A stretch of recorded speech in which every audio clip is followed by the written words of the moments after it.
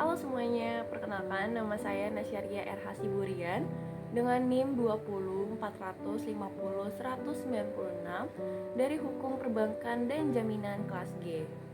Di sini saya akan menjelaskan mengenai factoring atau yang biasa disebut dengan anjak piutang. Lalu apa sih yang teman-teman ketahui mengenai anjak piutang? Pada dasarnya, anjak piutang atau factoring merupakan salah satu industri keuangan non-bank. Loh, kok non-bank? Tentu saja orang-orang masih sedikit yang mengetahui tentang apa itu anjak piutang atau factoring. Untuk itu, di sini saya akan menjelaskan mengenai apa saja yang diatur di dalam anjak piutang atau factoring serta undang-undang yang mengatur anjak piutang. Lalu di sini saya akan menjelaskan contoh-contoh dari anjak piutang atau yang biasa kita sebut sebagai factoring. Untuk itu, jangan lupa dicek video setelah ini ya. Check it out. Sejarah anjak piutang. Anjak piutang telah dikenal terutama di daratan Inggris dan Amerika Serikat. Sebutan pertama kalinya yaitu factoring sejak 2000 tahun dipergunakan di Mesopotamia pada waktu itu. Masih dalam bentuk sederhana, pihak faktor biasanya bertindak sebagai agen penjual yang sekaligus juga sebagai agen perlindungan kredit yang sudah lazim dikenal sebagai general factoring.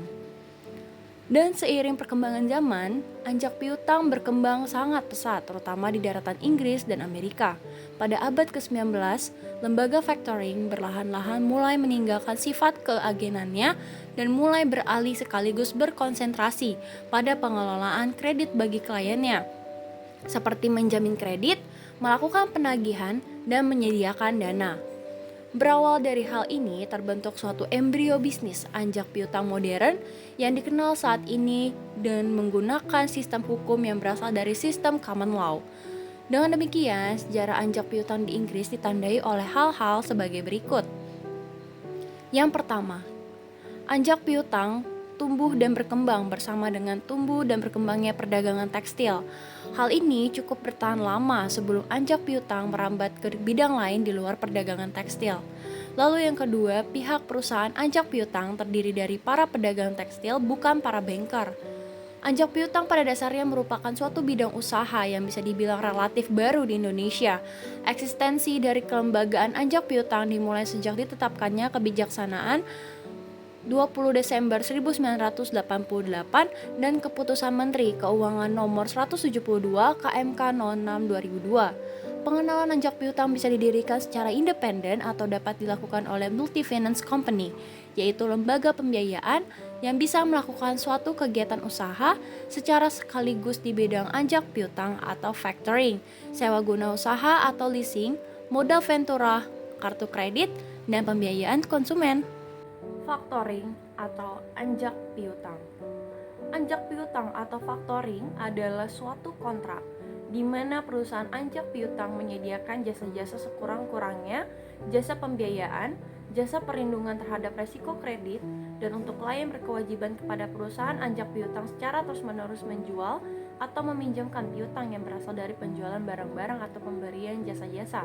Berdasarkan Keputusan Menteri Keuangan Nomor 1251 KMK titik 013 1998 tertanggal 20 Desember 1998, perusahaan anjak piutang merupakan badan usaha yang melakukan kegiatan pembiayaan dalam bentuk pembelian dan atau pengalihan, serta pengurusan piutang atau tagihan jangka pendek suatu perusahaan atau debitur dari transaksi perdagangan di dalam atau di luar negeri. Dari definisi tersebut dapat dikemukakan bahwa kegiatan anjak piutang meliputi a. Mengambil alihan tagihan suatu perusahaan baik dengan cara dibeli atau dengan cara lain sesuai dengan kesepakatan. Bagian B. Mengelola usaha penjualan kredit pada suatu perusahaan. Dan bagian C. Penagihan piutang perusahaan klien. Anjak piutang atau factoring memberikan sumbangsih yang cukup positif dalam pembangunan dunia usaha, yakni yang A. Menurunkan biaya produksi perusahaan, B. Memberikan fasilitas pembiayaan dalam bentuk pembayaran di muka atau advance atau payment, sehingga akan meningkatkan kredit atau standing perusahaan klien.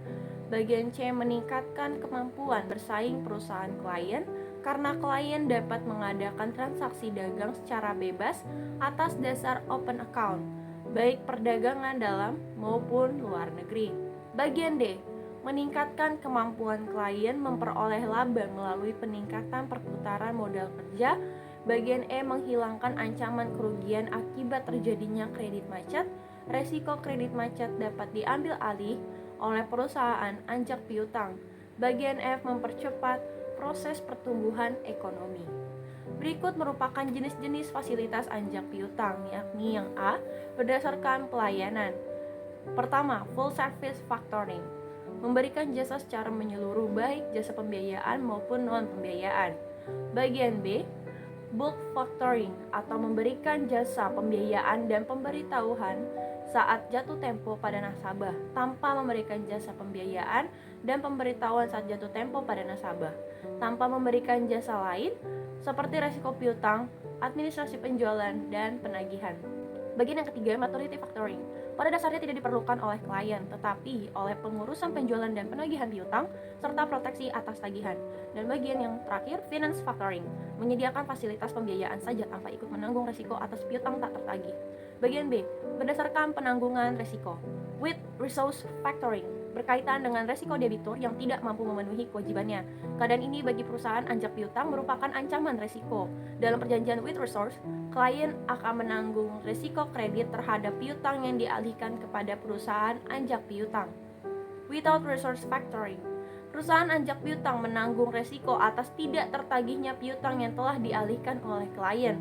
Namun dalam perjanjian anjak piutang, dapat dicantumkan bahwa di luar keadaan macetnya, tagihan dapat diberlakukan bentuk resource. Bagian C, berdasarkan perjanjian. Disclose factoring, pengalihan piutang kepada perusahaan anjak piutang dengan sepengetahuan pihak debitur atau customer. Oleh karena itu, pada saat piutang tersebut jatuh tempo, perusahaan anjak piutang memiliki hak tagih pada debitur yang bersangkutan. Undisclosed factoring, transaksi penjualan atau pengalihan piutang kepada perusahaan anjak piutang oleh klien tanpa pemberitahuan kepada debitur, kecuali bila ada pelanggaran atas kesepakatan pada pihak klien atau secara sepihak perusahaan anjak piutang menganggap akan menghadapi resiko. Bagian D, berdasarkan lingkup kegiatan. Yang pertama, domestic factoring, kegiatan transaksi anjak piutang dengan melibatkan perusahaan anjak piutang, klien dan debitur yang semuanya berdomisili di dalam negeri. International factoring, kegiatan anjak piutang untuk transaksi ekspor impor barang yang melibatkan dua perusahaan factoring di masing-masing negara sebagai ekspor faktor dan import faktor. Contoh perusahaan anjak piutang yang aktif di Indonesia, yang pertama ada Aditama Finance, yang kedua SG Finance, yang ketiga PT IFS Capital Indonesia, dan yang keempat PT Tifa Finance. Aditama Finance. Perusahaan Aditama Finance merupakan sebuah perusahaan pembiayaan yang telah datang dengan solusi factoring atau anjak piutang dan sewa guna usaha atau finance lease. Perusahaan Aditama Finance siap memberikan bantuan untuk solusi dari perkembangan usaha yang resmi dikembangkan berdiri semenjak tahun 2001 dengan nama awal PT Artamas Finance. Telah secara resmi diambil alih oleh PT Aseta Selindo dan PT Kazana Indexindo yang merupakan perusahaan pemegang saham di Bank Indeks, hingga berubah atau berganti nama menjadi Aditama Finance yang telah berfokus pada factoring dan finance lease. SG Finance. Lahirnya SG Finance adalah berkat dari pengambil alihan PT Societe Generale Consumer Finance Indonesia yang merupakan sebuah lembaga keuangan di Perancis oleh PT Mitra Cakrawala Internasional dan Winarman Halim pada tahun 2008, hingga nama perusahaan tersebut diganti menjadi SG Finance dan tetap memakai nama brand Top Finance. SG Finance merupakan sebuah perusahaan yang merupakan penyempurnaan dari berbagai bidang yang berkompetensi dan melakukan pengelolaan di berbagai perusahaan pembiayaan yang populer dan ternama lainnya. SG Finance hanya melayani pembiayaan atau modal dana pada alat berat dan truk untuk dana di sektor perkebunan, infrastruktur, dan di sektor pertambangan, hingga akhirnya berkembang menjadi perusahaan anjak piutang dan consumer finance. PT IFS Capital Indonesia. PT IFS Capital Indonesia merupakan perusahaan pembiayaan atau multi finance yang telah berkembang selama 22 tahun belakangan. PT IFS Capital Indonesia memberikan penyediaan jasa di bidang leasing untuk berbagai usaha kecil maupun menengah di Indonesia dan juga di bidang anjak piutang. IFSI adalah cabang dari perusahaan IFS Capital Limited di negara Singapura dan merupakan salah satu pendiri dari International Factors Group yang didirikan di Belgia. IFSI telah menyediakan jasa untuk para importir dan eksportir di Indonesia. PT Tifa Finance, perusahaan yang berdiri semenjak tahun 1989 oleh DSU, merupakan sebuah perusahaan yang fokus dan bergerak pada bidang sewa guna usaha, anjak piutang, dan pembiayaan konsumen. Perusahaan ini kemudian berganti nama pada tahun 1996 menjadi PT Tifa Finance. PT Tifa Finance saat ini telah memiliki 2 cabang di Surabaya dan Jakarta, dan berbagai kantor perwakilan di Samarinda, Makassar, Banjarmasin, Semarang, dan Pekanbaru. Kira-kira ada nggak ya contoh kasus mengenai anjak piutang? Contoh kasus dari anjak piutang atau factoring. Kejaksaan Agung menjebloskan 4 orang tersangka kasus perjanjian jual beli anjak piutang antara PT Kasih Industri Indonesia atau KII dengan PT Pengembangan Armada Niaga Nasional atau PANN ke Rutan Salemba cabang Kejaksaan Agung selama 20 hari ke depan. Jaksa Agung Muda Pidana Khusus atau Jampitsus Kejaksaan Agung Adi Togarisman mengungkapkan penahanan terhadap 4 tersangka tersebut adalah wujud komitmen kejaksaan dalam memberantas setiap kasus korupsi di Indonesia. Menurut Adi, perkara tersebut telah merugikan keuangan negara sebesar 55 miliar rupiah sesuai hasil audit akuntan publik Pupung Heru. Penahanan dilakukan untuk memudahkan proses penyidikan terhadap kasus ini. Ini bentuk komitmen kami untuk memberantas korupsi, tuturnya. Menurut Adi, pihaknya tidak akan berhenti pada 4 tersangka itu. Namun selama ditemukan alat bukti baru, maka perkara itu akan terus dikembangkan Kejaksaan Agung. Parameter kita adalah alat bukti, bukan asumsi, katanya. Sementara itu, Kepala Pusat Penerangan Hukum atau Kapus Penkum Kejaksaan Agung, Mukri, juga menjelaskan bahwa penahanan terhadap 4 orang tersangka tersebut dilakukan sejak 15 Oktober sampai 3 November 2018. Tim penyidik punya alat bukti yang cukup untuk menahan mereka, ujarnya. Keempat tersangka yang ditemui di Kejaksaan Agung juga lebih memilih bungkam saat diperiksa lebih dari 5 jam dan keluar dari gedung bundar mengenakan rompi berwarna merah muda.